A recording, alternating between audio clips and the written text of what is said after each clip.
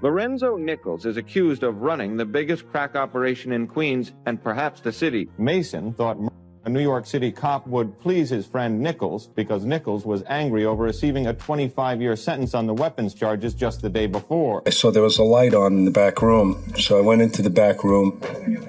There were 3 men behind a big desk, and I realized one of them was Fat Cat Nichols. Several major organizations selling in Southeast Queens, and one of them was Lorenzo Fat. New York streets raised plenty of hustlers, but Fat Cat and Pappy Mason, they were on a whole other level, raking in over $20 million a year from pushing substances.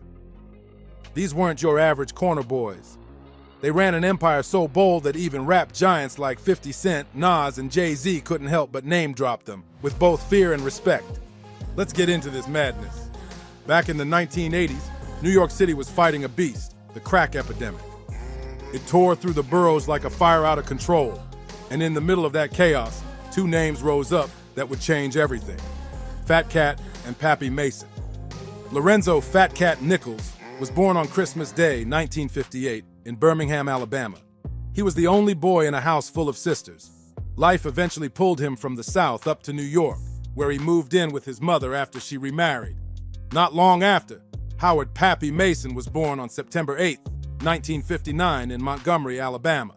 He was the baby of 6 siblings and would also end up in New York, Brooklyn to be exact, on Troy Avenue in Crown Heights. That area, packed with Jamaican roots and heavy street energy, shaped Pappy into the force he became. South Jamaica, Queens, a working-class community nestled between New York City's Kennedy and LaGuardia airports. There are places like it all over America. Most people here have jobs, pay taxes, and own their homes, on blocks made for kids and bikes on summer afternoons. Before crack took over, Queens had a low-key rep, middle class, somewhat quiet, but when that wave hit, it flipped the whole scene on its head. The streets got dark real fast. Fat Cat didn't waste time. He dove right into the street life.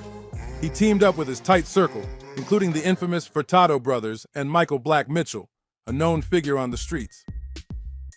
Black had already started the Queens chapter of the Seven Crowns gang back in the 70s, and when Fat Cat and the Furtado brothers jumped in as teens, they weren't just playing around. They were building their name fast and loud. These guys weren't just in the game, they ran it. At first, their hustle was light, mostly weed and running stolen hair products, but they weren't scared to get grimy when it came to robberies either. Fat Cat wasn't just making noise. He was becoming a real headache for law enforcement. His rap sheet filled up quick with charges like robbery and even attempted homicide by 1977. While locked up doing time for one of his cases, fate stepped in. He met the one and only Pappy Mason. The moment they linked, it was solid. At the tender ages of 11, 12, and 13, we got involved with, gangs, and at the time it was one of the biggest gangs in Queens that we were involved with. We started selling weed. Back then they called it reefer, but we started selling. Pappy quickly became Fat Cat's right-hand man. But even before meeting Fat Cat, Pappy already had a name in the streets, known for settling beef with brutal force. Growing up around heavy Jamaican influence, Pappy didn't just absorb the culture, he lived it. From rocking dreadlocks to speaking fluent patois, he stood out in every room. While they were locked up, they weren't sitting around playing cards, they were plotting.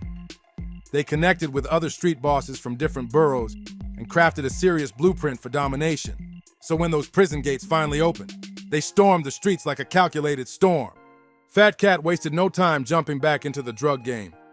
With a game plan sharp enough to cut steel, he could snag a package for $450, break it down into $5 baggies, and flip that into over $1,500 right on the corner.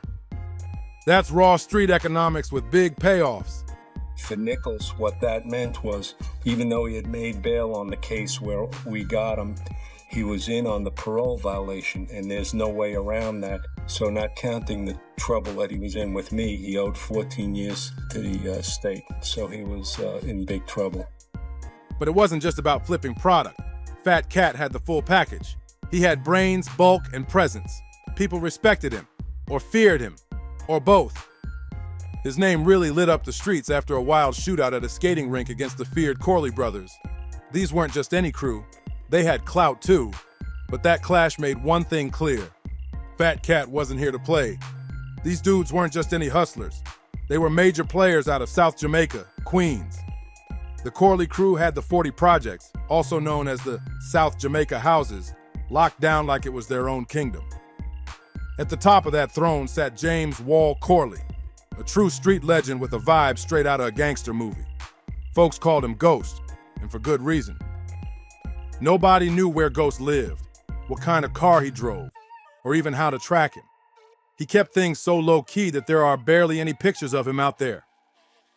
One of the rare shots is from the Olympic Palace, an iconic flick showing all the heavy hitters from South Jamaica in one room. After that wild shootout between Fat Cat and the Corley crew, things could have exploded into full-blown battle, but instead, they flipped the script. Fat Cat and Wall Corley sat down like bosses and reached a truce. They split the territory clean. Cat took one half, Wall kept the other. That shootout wasn't just beef, it was Fat Cat's big debut, his loud and clear message that he wouldn't be punked, even in someone else's backyard. After that moment, Fat Cat's name was certified in the streets. With his status at an all-time high, Cat knew it was time to build a tighter crew. Real muscle, real loyalty, and right by his side, as always, was Pappy Mason. What made Pappy such a powerful asset was that he was different from the rest. He wasn't from Queens, so he had no ties that could slow him down. No history, no baggage. And with the way he dressed, talked, and carried himself like a straight-up Jamaican Don, people assumed Cat had brought in some foreign enforcer, someone way off the radar, impossible to trace in the US. That mystery only made Pappy more feared and more respected. That mystery around Pappy, it wasn't just for show, it made people scared. The crew he and Fat Cat built didn't mess around. Their game was cold, calculated, and ruthless. What is the money dealing drugs? Well, an individual can take $200, okay, and make $600 in a matter of 4 hours. In any corner, you can find business going on.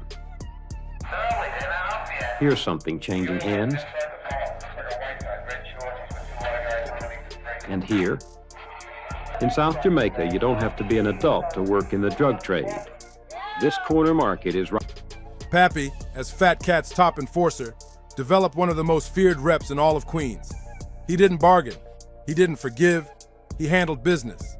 People who owed money or crossed the line, they got it the worst. Some were even soaked in gasoline and set on fire.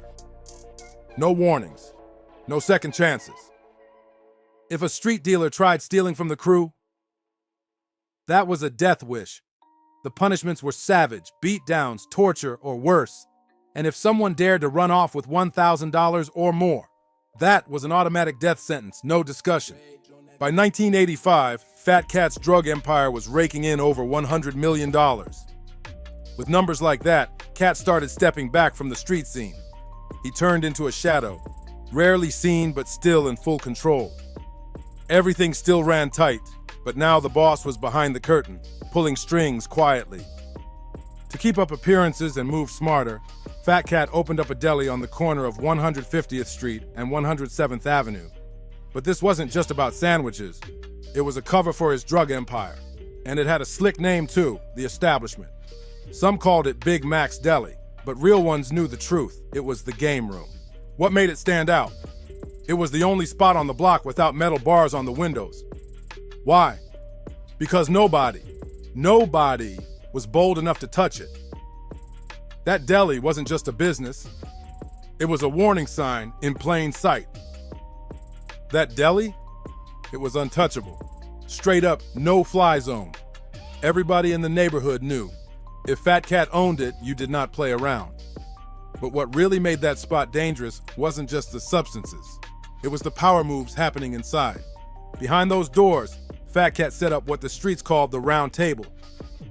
This wasn't just some hangout. It was a council of the top kingpins in Queens. Instead of going to battle over turf, they'd sit down like bosses, talk it out, and split up the borough clean. No bullets, just strategy. That move kept the streets calmer and boosted Fat Cat's influence even more. By summer 1985, Fat Cat was turning into a street legend.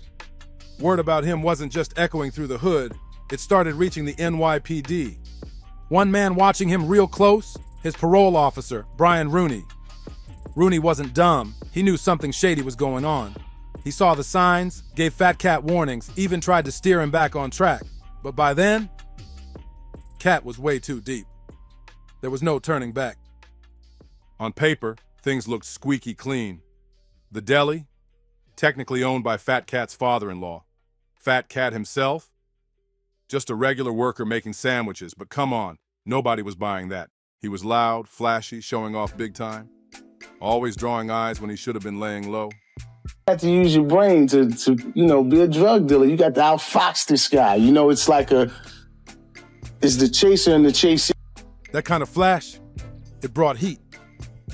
But what really lit the fire was betrayal. One of Fat Cat's own, someone who used to work with him, flipped and started snitching to the police, told them everything. That inside info gave the cops exactly what they needed to start connecting the dots. With that intel, authorities zeroed in on the deli and built a solid indictment. The mission, take down Fat Cat and anyone found inside. The block was hot and the clock was ticking. Then came the night that changed everything. July 29th, 1985. At exactly 10 p.m., Big Mac's Deli got hit hard. Cops swarmed the place in full force, and they weren't just there for a sandwich. Inside, they found Fat Cat and two of his most feared hitters from the infamous score team, Jughead and Spoon. But that wasn't all. The deli was stacked like a battle zone, loaded up with heat. They uncovered a 9mm with an 18-round clip, a Tier assault rifle, and 2 more loaded automatics ready to go. That place wasn't just moving substances. It was ready for battle. And the money? It was everywhere. Cops found $200,000 in cold, hard cash, plus $500,000 worth of substances, just sitting there like it was regular. With 3 men behind a big desk, and I realized one of them was Fat Cat Nichols. The informant told us that there was weapons, cash, and numerous drugs stored there. Word of the raid spread like wildfire. A crowd started building fast outside the deli, watching as Cat and his crew were let out in cuffs, one by one. The scene was straight out of a movie. Now here's where it gets even crazier. Pappy Mason, loyal to the core, was lurking nearby. And reports say he was ready to start a shootout with police to break Fat Cat free, right then and there. But just before things went left, Fat Cat locked eyes with Pappy and gave him a simple wave off. No chaos. Not yet. And then, out of nowhere, without Fat Cat even making a single phone call, his powerhouse attorney David Cohen pulled up on the scene like he was summoned by telepathy. This wasn't just another street bust, and the cops knew it. They told Newsday and New York Magazine that they'd never seen anything like this before. They were dealing with a real boss. But here's the jaw dropper. Within 24 hours, Fat Cat and his crew were back out. They all posted cash bonds like it was pocket change. Fat Cat's bond? Just $70,000. He paid it easy. But the freedom didn't last long. Parole officer Brian Rooney caught wind that Cat had violated his parole, so he had him snatched up again, fast. This time, no more bond games. Cat was looking at a heavy 14-year sentence. And just like that, something inside Cat snapped. Then Fat Cat did what no one saw coming. He allegedly ordered a hit on his own parole officer.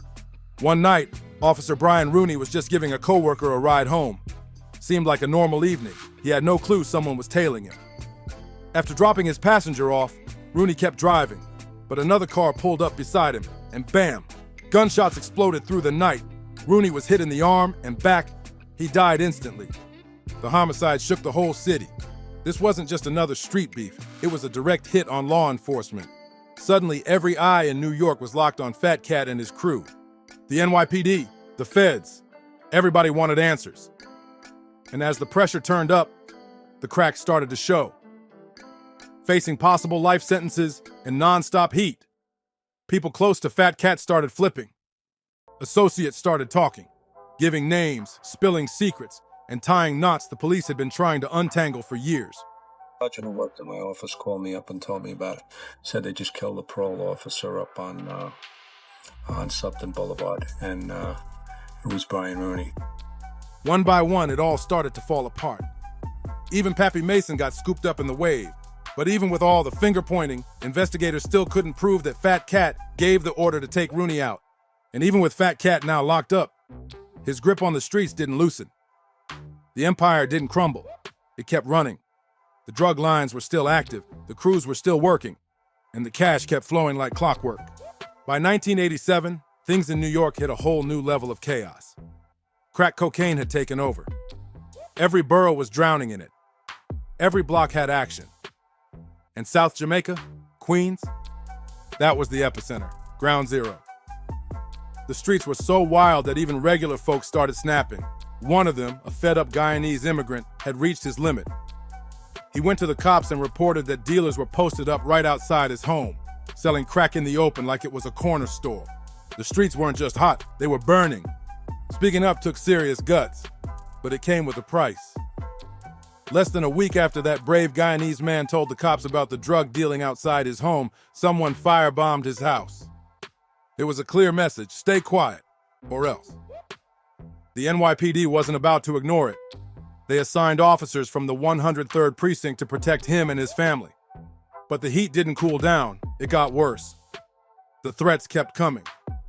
One day, a known soldier from Fat Cat's crew, Thomas Bull Bolden, stepped right up to the man in broad daylight and told him, "You've got 3 weeks to get out of this neighborhood."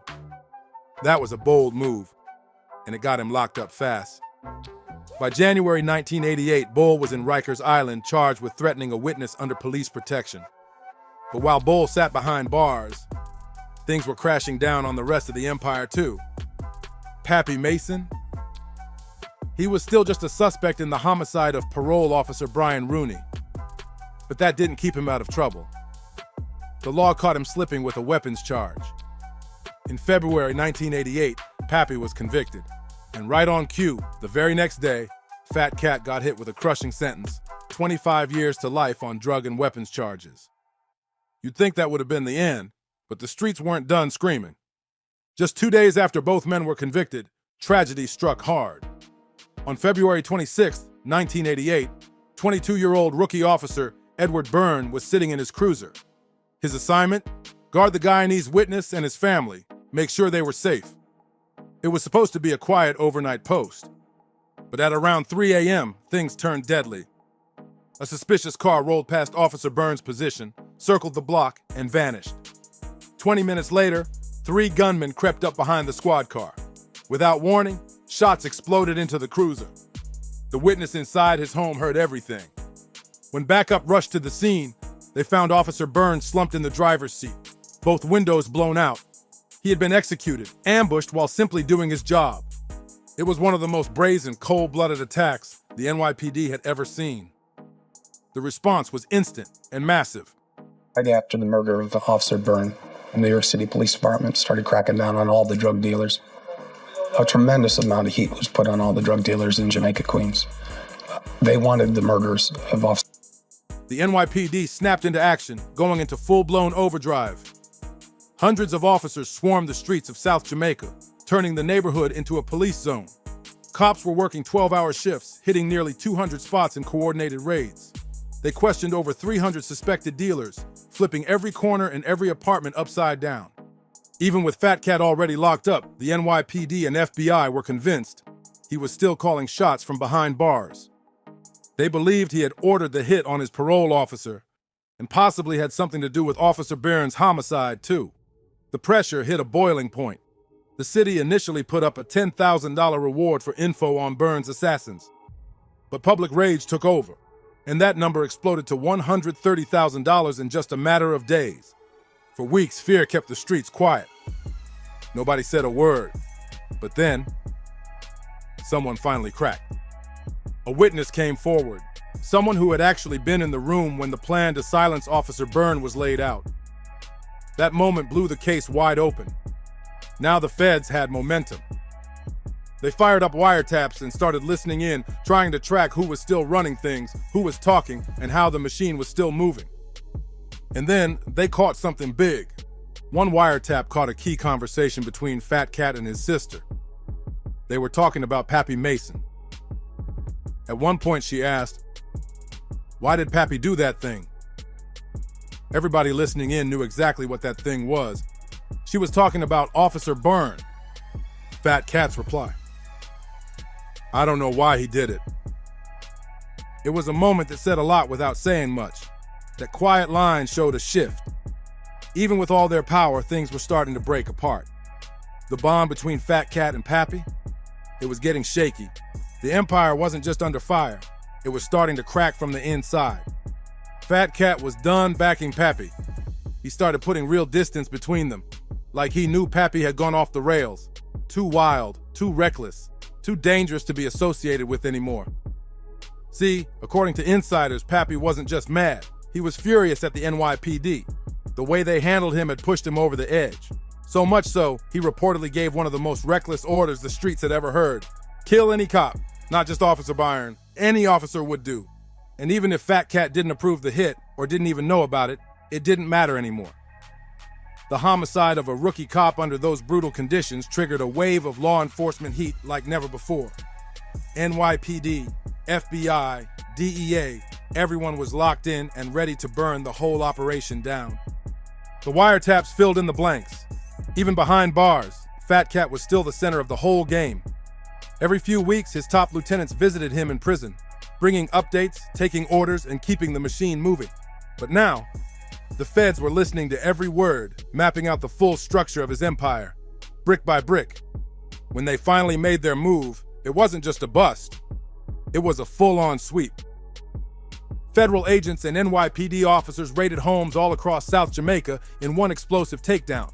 In a single day, they arrested 30 of Fat Cat's top people. They seized 5 properties, grabbed stacks of evidence, and started flipping crew members left and right. Even Fat Cat's own sister turned and started cooperating. So did several of his top lieutenants.